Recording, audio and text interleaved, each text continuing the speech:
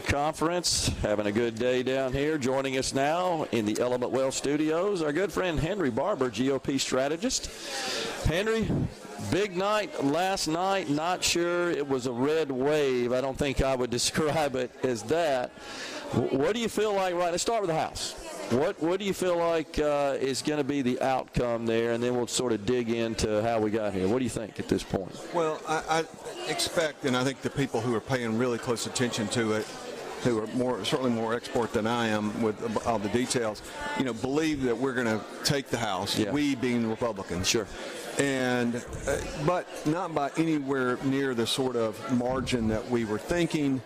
And so it's a disappointment, but huge for running our country. Yeah. And so fundamentally, I think for Americans, it's a great thing that we at least know, we think we know, that Republicans will have the House. That can slow down Biden. Hopefully, we'll talk about the Senate, but hopefully, we got a path there.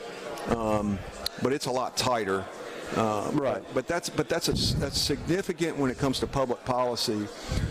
But it puts the brakes on at a minimum, is kind of the way I see it, because he's got bigger plans on the agenda, and that puts that on ice for a couple of years. Well, all of a sudden you don't have Nancy Pelosi running the schedule in the House, and so now we'll have a Republican speaker, who I think will be Kevin McCarthy. I do too. And he'll set the agenda, and it'll be agenda that is more about freedom and safety and economic growth and limited government, the things that I think are good for our country, and slow it down, as you say, put the brakes on. They could certainly pass some legislation that Republicans want to see, Republican voters want to see. Send it over to the Senate.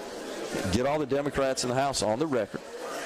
If they don't support, let's say, a bill, as McCarthy has suggested, to defund this 87,000 IRS agents, okay, that's on the record. We send it to the Senate. We get on the record. It's likely not to pass and get to Joe Biden's desk unless we have control of the Senate, which is still hanging in the balance. But there's some value to that, is there not, Henry, in 2 years when we run again? There's definitely political value. And 24, if we don't win the Senate, the 24 really sets up very well for Republicans. We will really have to have a bad night, not to win the Senate 24. And I'm hopeful that we are going to win the Senate this time. We've got Wisconsin, Georgia, Arizona, Nevada are the big chips on the table. Alaska's still out, but we're going to have a Republican one way or another. Yeah, they have that funny ranked choice voting. They'll decide that. Wisconsin, Ron Johnson likely holds on. The Democrat Mark Kelly in Arizona likely holds on. That's what it looks like. Nevada is tight. I think Adam Laxalt right now looks like he's going to be able to win that. I agree. And that means unless Raphael Warnock were to somehow close things out in Georgia, which doesn't seem likely at this point, we'll have a runoff on December the 6th, just like what we had 2 years ago. And Georgia will again decide, are we going to have conservative or liberal leadership in the United States Senate? And it's huge because, and it's huge. You think about Senator Wicker. Senator Wicker will be in line to be a chairman, not a ranking member. So really good. That'd be great, both for just good public policy, but also good for Mississippi, and have impact on Cindy Hyde-Smith too, with her in the majority. So it matters to Mississippi. It matters to the country. But Gerard, I'm just going to talk about sort of my general takeaway from last night in a nutshell is, candidates who delivered results and who had a vision for the future did much, much better than our candidates who were stuck in the past. Okay. And I think examples, Ron DeSantis, Governor Kemp, Governor DeWine, Governor Sununu, Governor Abbott in Texas. let's talk about DeSantis. DeSantis had a huge night. And he won by 20 points. He won Miami-Dade County, and you don't win Miami-Dade County unless you're increasing the Hispanic vote, which obviously he did. And Governor DeSantis, when COVID hit, like any state, you weren't really sure just how bad this is, and so they had to, you had to put some clamps down. But as soon as he realized, okay, we can go, and which was about 3 months later, he opened up his state for business. Same thing Tate Reeves did. Georgia, Brian Kemp too. Brian Kemp too. That's right. Had a good night. But I think what DeSantis did, what Kemp did, what Tate Reeves did, all that matters to people, right? I mean, and this was a real contrast, particularly when you think about a big state like Florida, because we very easily could have had a liberal Democrat run in Florida. It was a very close race in 2018 that DeSantis won. But in Florida could have been like California. It could have been like New York. No doubt. Governor, who would have been Governor Gillum, would have been the liberal in Florida. He would have had Governor Cuomo as his mentor. And so instead of all these people who've gone to Florida and all the growth that has happened there and other Republican states, Kay Ivey was reelected in Alabama. Yep. Governor McMaster in South Carolina. So policy matters. Candidates matter. And I think last night was just emphasize that. And we need to, as a party, it's really important. Let's focus on getting results for the people, and let's make sure we have candidates who can win. And I do think the candidates who got too focused thinking back to what happened in 2020, it was divisive, and I don't think it had them thinking about the past as opposed to the future. That's an excellent point, Henry. And how do we explain Brian Kemp winning in convincing fashion and Herschel Walker struggling? Well, well, number one, Brian Kemp has an excellent record. He does. And I think that gets back to policy matters and the results matter. And, Governor Kemp, he didn't get in food fights with other politicians, which was smart, even when some of them didn't like him all that much. And that was smart. And I think, the Bible teaches us, just because somebody says something to you doesn't mean, you need to go pick up a stick and hit them. Yeah. And I don't think that's a quote. But, the concepts all throughout the Bible, though, no doubt. And so I think his results really helped him. Now, Herschel Walker obviously is a legend in Georgia. Right. When anybody meets him, you immediately are drawn to him. He just has the charisma. But he clearly wasn't a polished politician. He clearly has some alleged happenings that are disconcerting to people. And so, he had a drop-off of about 3 or 4 points from and, there were people who just went and voted, in that governor's race, and they skipped the Senate race. But I really believe, Gerard, that Herschel Walker is going to be the next United States Senator from Georgia. Okay. I think that we're going to have this runoff over there. It's going to be a huge deal. But I think that runoff, the message will be, who do you want in control of the United States Senate? Do you want liberal Schumer from New York, or do you want conservative leadership? And so I think keep the message really simple. People are tired of the rising costs, the rising spending, inflation, crime, public schools that, have all sorts of issues that aren't healthy for kids, and the people that want to close down schools because of COVID. All that stuff came back to haunt the Democrats, but not as much as it should have.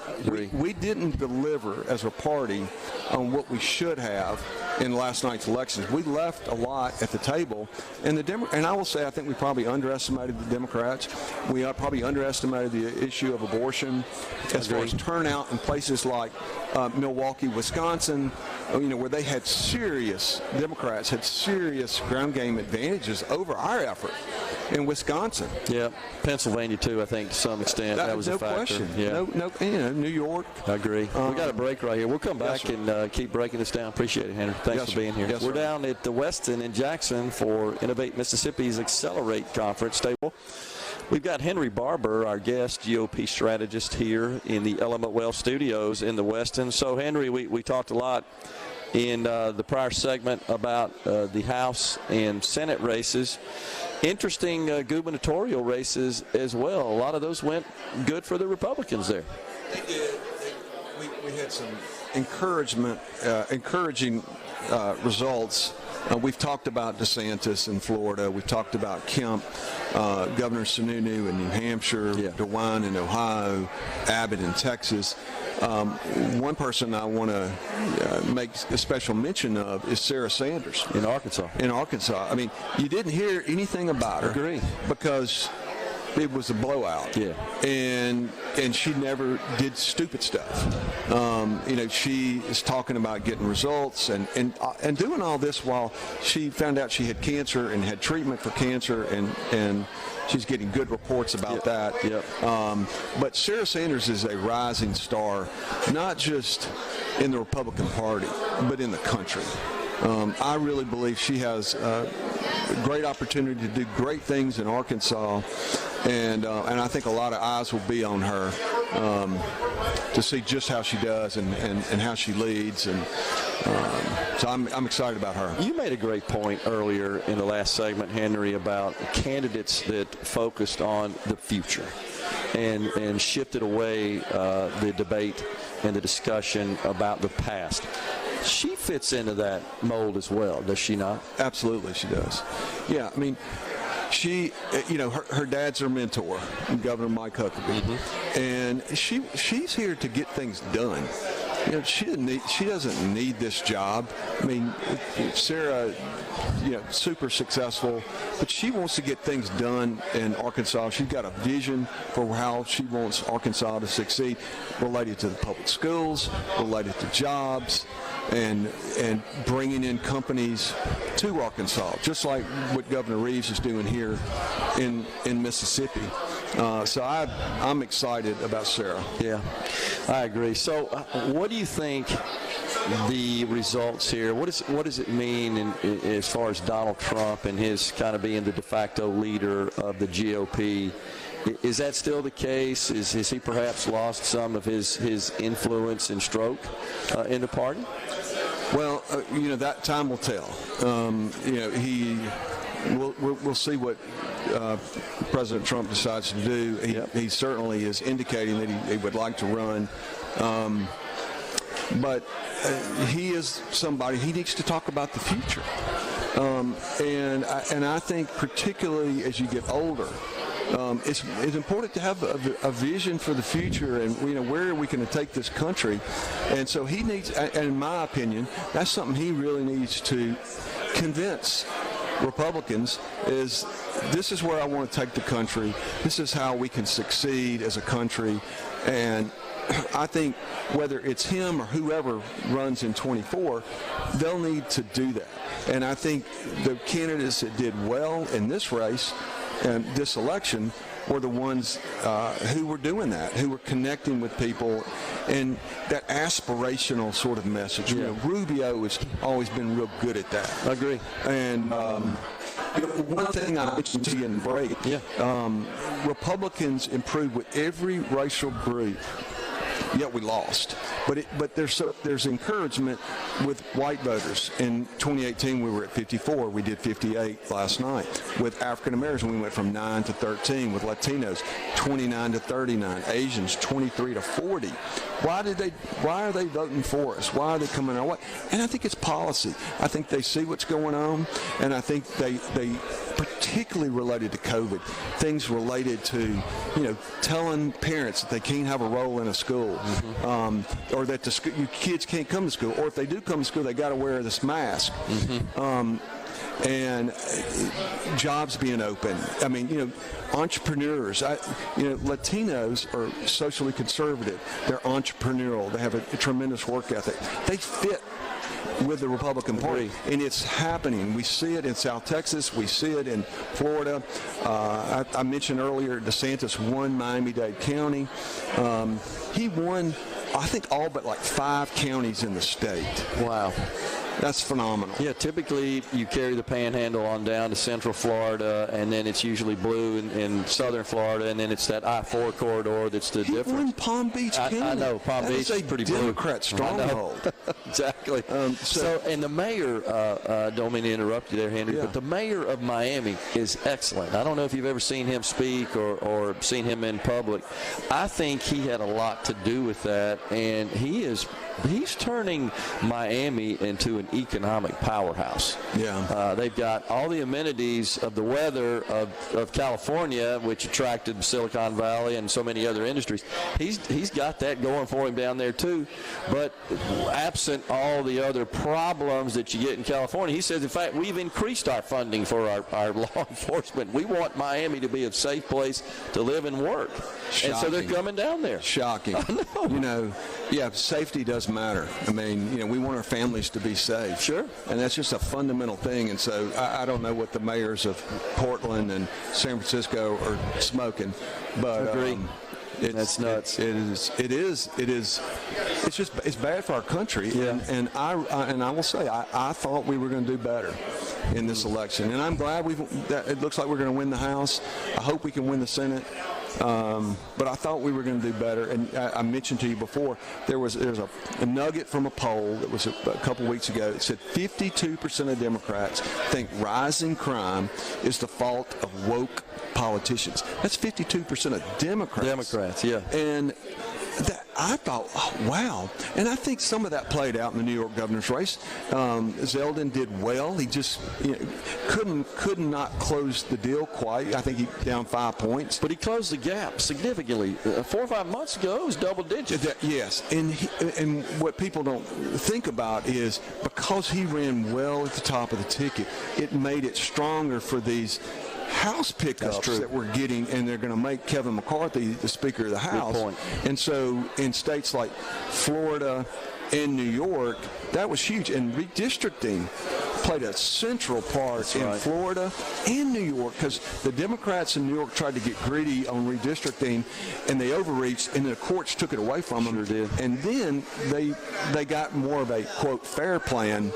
And that's one of the reasons that Republicans are likely going to, very likely, be in control of the House. Their first pass at that, they pretty much drew out all the Republican districts. Of course. And the court said, no, that's not it. Yeah, they got greedy. My business partner, John Lundy, likes to say, pigs get fat and hogs get slaughtered. It's kind of what happened there. So do you expect that former President Trump's going to announce next Tuesday? He's certainly teasing that. Your thoughts about that? I'm going to try and stay focused on 22. Okay. And we'll figure out 24. Look, we're going to have plenty of Republicans who are going to run. We're going to have strong Republicans. And you know why? Because whoever is the Republican nominee is going to be in a tremendously strong position to win the White House. Whether Biden runs for re-election or whether it's Hillary or whoever's Kamala on the bench, or whoever comes Newsom. along. I think it's going to be Newsom. Yeah, it could be. Well, bring him on. Yeah, I agree.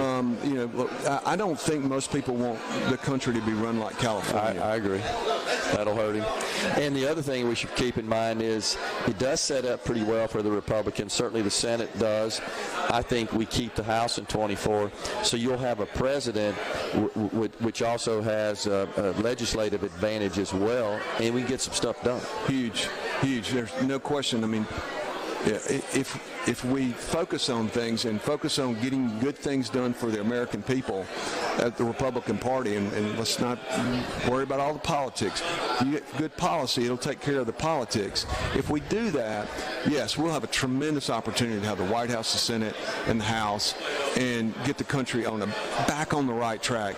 About 65% of the people in America think the country's on the wrong track. Yeah, I think you're exactly right. And that's part of the reason I was disappointed that we didn't do better. We got to stop with the messaging, Henry, and we're about to go here, that vote for us because we ain't them. And that's pretty much what we're getting a lot. That's not enough. People need to know what you're for. I totally agree. Henry, excellent analysis. As always, my friend, appreciate you coming on, and we're going to stay tuned and watch these races, and let's see if we can pull one out and get the Senate as well. Appreciate it, Henry. Thank you, man. Thanks, Gerard. MidDays is down at the Westin for Innovate Mississippi's 23rd annual conference on technology and innovation. We're stepping aside, coming right back.